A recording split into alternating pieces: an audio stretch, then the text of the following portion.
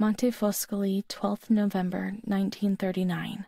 Dear daughter, it is with great sadness that I have heard what has happened. Your transfer and your sufferings are a cause of great worry for me. It will take time, but you'll see.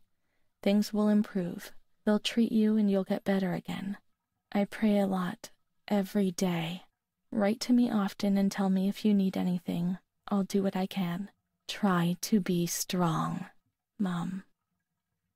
This is the last letter she wrote me. Once I was put into this ward, loneliness arrived. After that medical examination, I received no more letters from Mum. Why is that man here? Why doesn't she come? Did I make a mistake? It didn't look like she wanted to abandon me. What did I do wrong? I should like to be able to reply to her again now, to change things.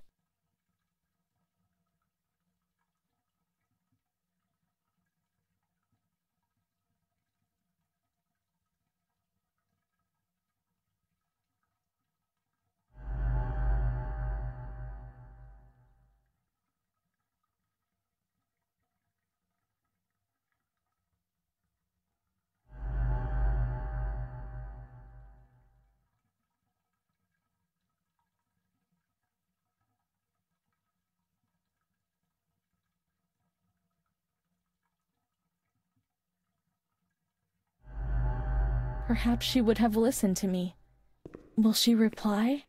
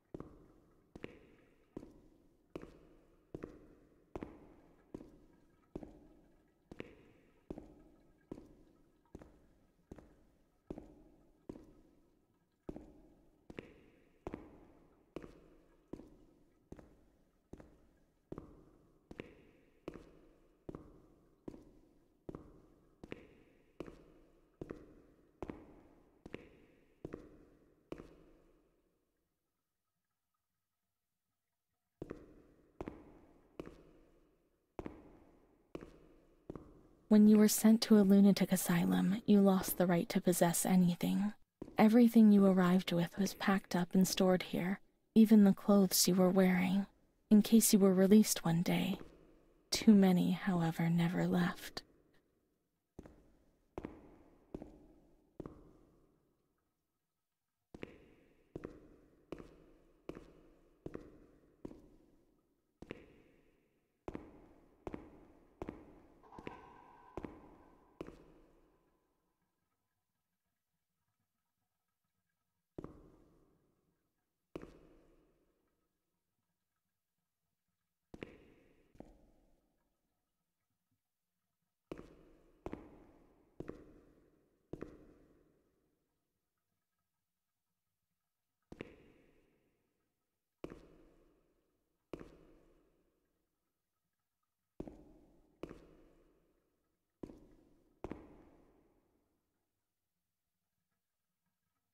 There must be a file with my name in the filing cabinet, somewhere here.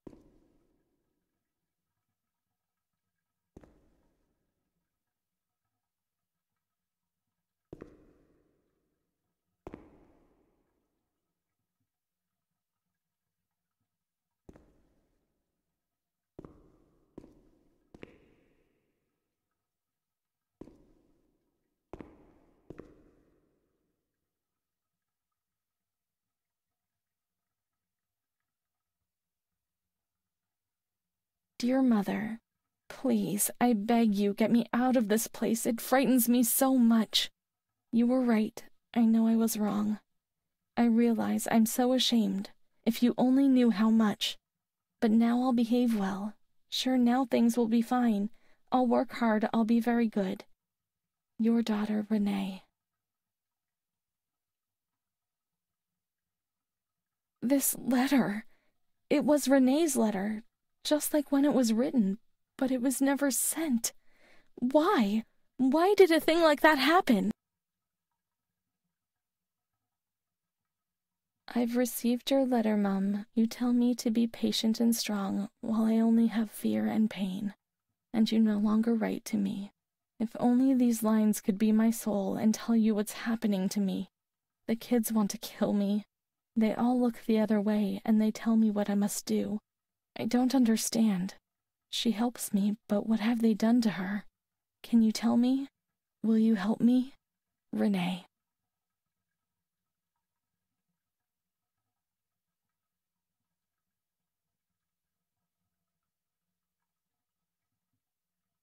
Montefascoli, 7th July, 1940. My dear daughter, I have received no news from you. You haven't even dropped me a line for months. Unfortunately, I can't afford to come and visit you. I've no money for the fare. Do you remember Mr. Onofrio? He'll soon be coming to Volterra on business. I've asked him if would be kind enough to ask the director to have news about you. I hope when he comes back, he'll be able to give me good news. But write to me. I know that I was strict with you. You have to excuse me. I didn't realize. I've given Mr. Onofrio a new doll for you. You told me that you lost yours, and I know you loved it so much. It's not as nice as your Charlotte, but I hope that it will comfort you nonetheless. Keep your chin up, daughter. Things will be fine. You'll see. Mum.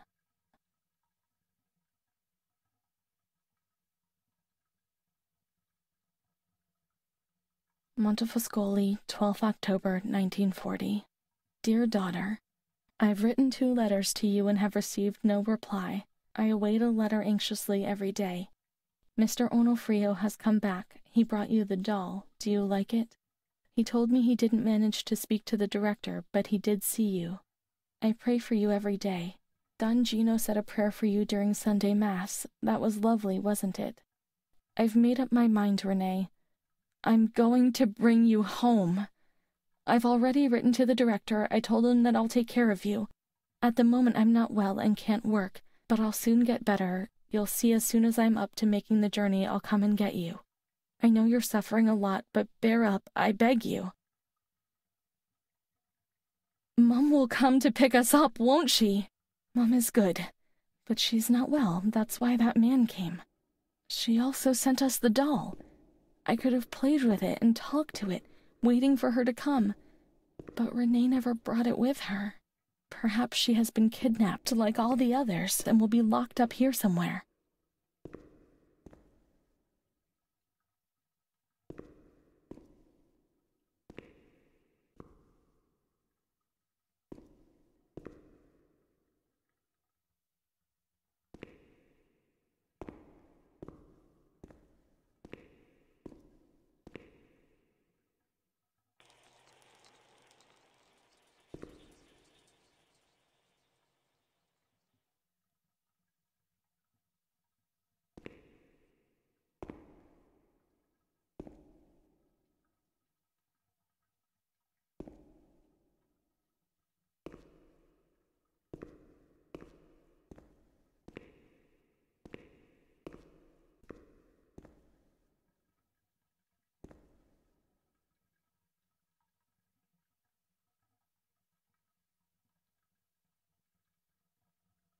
Now we can open the bundle on that table in front of the window.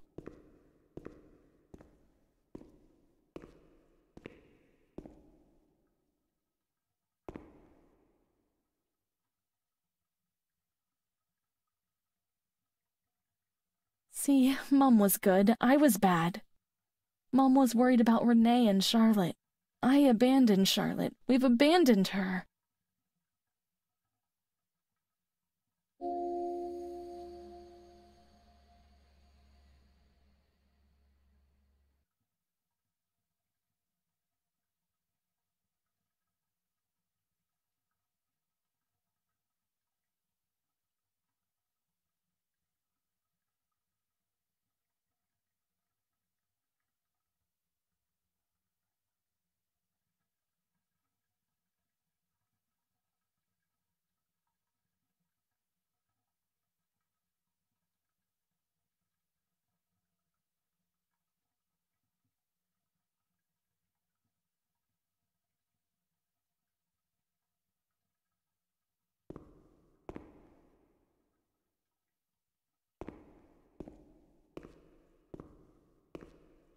Let's look for Charlotte. We have abandoned her.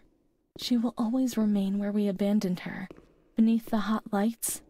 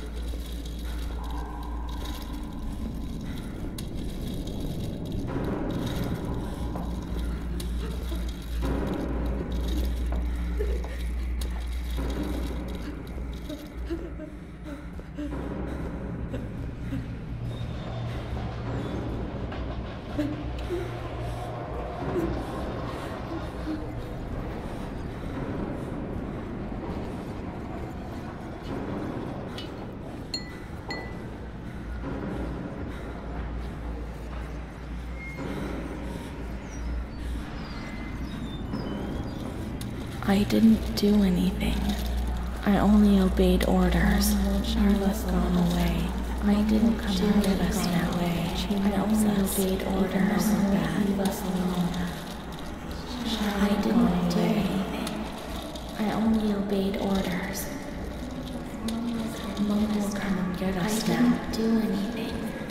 I only obeyed orders. Even though we're bad.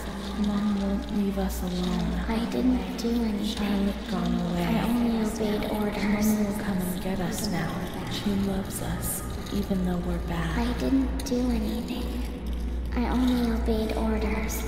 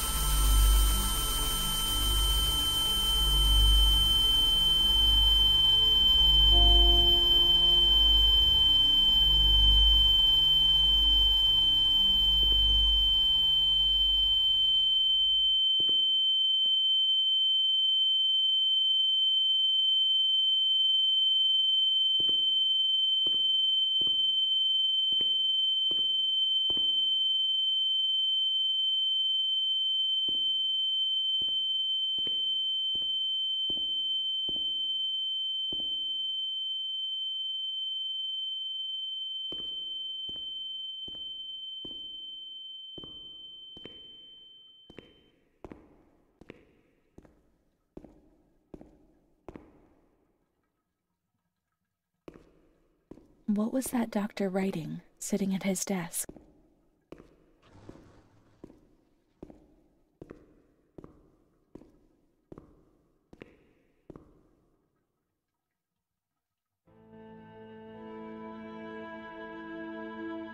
September 1938. The patient frequently indulges in recriminations expressed in an explosive tone of voice. This morning she threw away the milk, saying it was full of urine, spittle, and all the other filth. Crazed, she hears voices. They order her about. She says she heard children singing. They were imprisoned in a school. 20th January 1939. Mutistic, groggy, pays no attention to anything. When questioned and stimulated, she starts crying and weeping. At other times, she laughs. 1st June. Apathetic, eats very little. She refuses to be touched. Doesn't respond. Passes her time in the park. The cooks report that she sits on a bench in front of the kitchens. 14 October. Impulsive once again. This morning she asked for 2 eggs to make sabaglioni, but the moment she was given them, she threw them away. Excited, uproarious, slightly confused, she strips off. 8th December. Tied to bed for 15 days.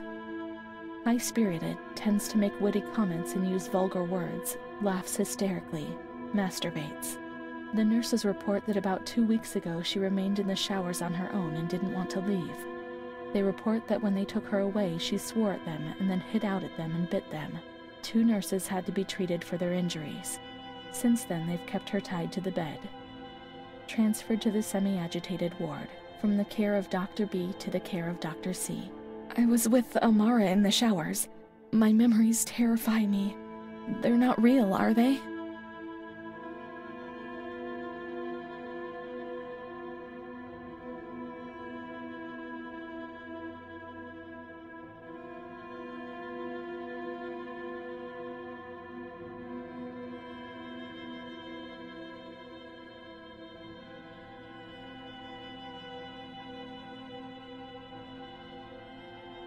"15th December. Dr. C. Patient notes. The abnormality of her psychic state has induced her to lead a life which is irregular and tends towards delinquency. Of fickle and flighty character, she abandons her household duties at intervals and dabbles in occasional prostitution." Prostitution? Me? No, I don't think I could have. Or are my memories betraying me? What other horrible things might I have done without even suspecting it? The uncertainty, the fear of my own actions was one of the things that most tormented me. Her mental deficiency makes her deaf to the reprimands of her family. She has shown suicidal tendencies. She was brought to the ward yesterday, agitated and vociferous. Treated with cortisol, 2 injections a week for 5 weeks. The therapies remove the light for a short while, but also all will, desire, and hope.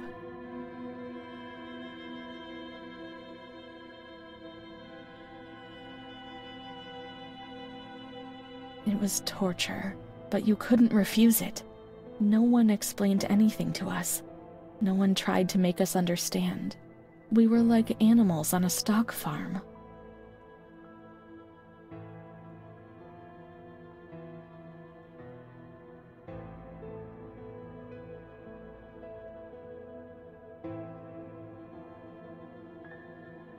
June 2nd. After a long period of calm and improvement, the patient is very agitated today and vehemently refuses to submit to a gynecological examination. She swore and cursed those who generated her, flailing her arms and hitting out. The patient, according to reports by Dr. B, has been subjected to periodic checkups since she had a spontaneous abortion about 2 years ago in her 3rd month of pregnancy. Conception occurred after she had sexual intercourse with a stranger who sneaked into the hospital park. As detailed in the charges filed at police headquarters in Volterra, a copy of which is attached to these clinical notes. ES therapy. Spontaneous abortion? It's not true, I'm certain. How could I have invented things if I didn't even know what they were doing to me?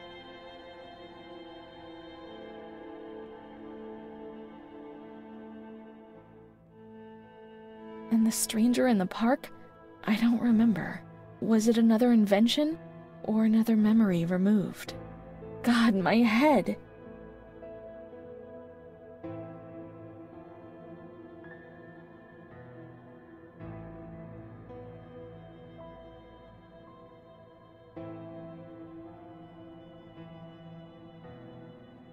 June 13th. The nurses report that after having received her mother's letter, she fell into a state of great mental confusion. She threw her soup over another inmate because she was very anxious, and she punched a nurse.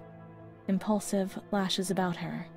She rails against the doctor in vulgar terms while he is examining her, lashes out and spits. Block all correspondence so as not to give the patient further reasons to become agitated. 20th August. Tied to bed. The nurses report that the patient becomes highly agitated after the visit of a relative or family friend. Even 2 days later, she still shouts ceaselessly that he commands her, that she must obey and harm herself, and that she is not Charlotte. All visits forbidden, constrained to bed and intensification of ES therapy until we achieve results. Calm down, you've got to be calm, don't get agitated, we'll make you calm down. That's the only thing that matters. Is tranquility worth the price of not living?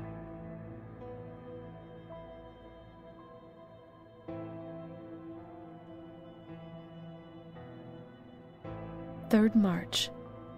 Alert, correct attitude, replies when questioned.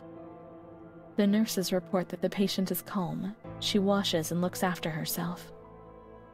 She affirms the existence of a certain Amara. She says that Amara is a patient who disappeared when she was moved to this ward. No confirmation. Probably a regressive hallucination. Evaluate transfer. Amara invented by me? That's not possible. She was there. I know she was there. I feel it. She must have left traces somewhere.